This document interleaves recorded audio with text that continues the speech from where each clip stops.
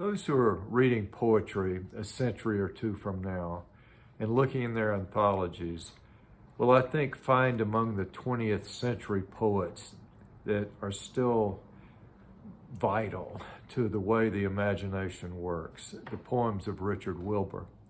I've come back to Wilbur a number of times in the course of this series on poetry, and I come back to him again today because his poem, Advice to a Prophet, strikes me as particularly apt for our time.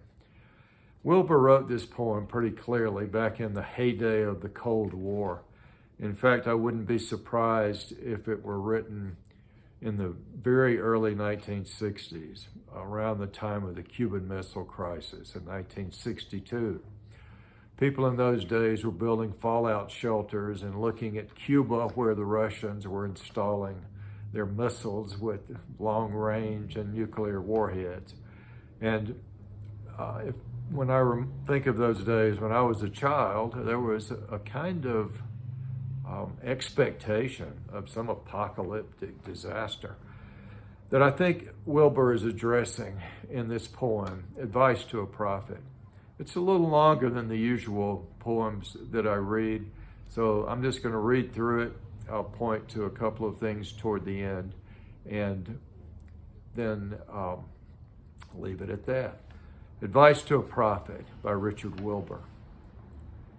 When you come, as you soon must, to the streets of our city, mad-eyed from stating the obvious, not proclaiming our fall, but begging us in God's name to have self-pity, spare us all word of the weapons, their force and range, the long numbers that rocket the mind. Our slow, unreckoning hearts will be left behind, unable to fear what is too strange. Nor shall you scare us with talk of the death of the race. How should we dream of this place without us? The sun, mere fire, the leaves, untroubled about us, a stone look on the stone's face. Speak of the world's own change. Though we cannot conceive of an undreamt thing, we know to our cost how the dreamt cloud crumbles, the vines are blackened by frost, how the view alters. We could believe, if you told us so, that the white-tailed deer will slip into perfect shade, grown perfectly shy. The lark avoid the reaches of our eye. The jack pine lose its knuckled grip on the cold ledge, and every torrent burn, as Xanthus once, its gliding trout stunned in a twinkling. What should we be without the dolphin's ark, the dove's return, these things in which we have seen ourselves and spoken? Ask us, prophet, how shall we call our natures forth when that live tongue is all dispelled, that glass obscured or broken, in which we have said the rose of our love and the clean horse of our courage, in which beheld the singing locust of the soul unshelled and all we mean or wish to mean. Ask us whether with the worldless rose our hearts shall fail us. Come demanding whether there shall be lofty or long-standing when the bronze annals of the oak tree close.